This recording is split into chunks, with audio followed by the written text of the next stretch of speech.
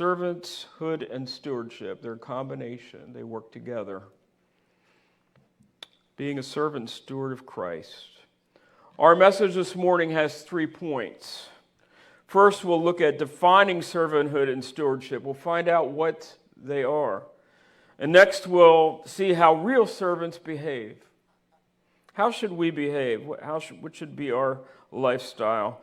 And finally, we'll explore how stewardship blends into servanthood. We'll get started. We want to start off by defining servanthood and stewardship, both. In our text this morning, we find Jesus with the 12 disciples in the upper room. They've just finished eating the Passover. And Jesus takes a towel and he begins to wash the feet of the disciples. This wasn't a very pleasant thing to do in those days. People usually wore sandals and their feet would become very dry, dirty, and smelly as they walked around among the villages of that time.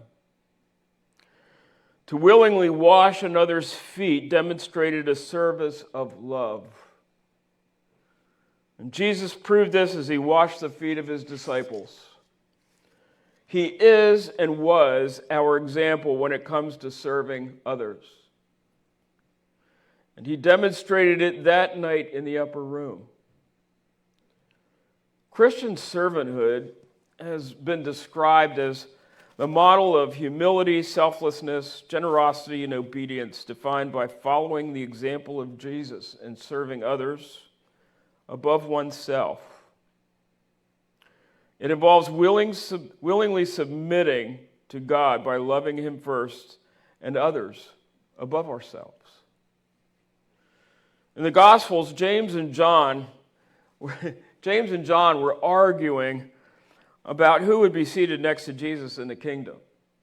Maybe you recall that from reading it in Scripture. They believed that they had a greater authority than the other disciples or anyone else for that matter. Then Jesus answers them in Mark chapter 10, verses 42 and 45, and there he says this: "You know that those who are considered rulers over the Gentiles lord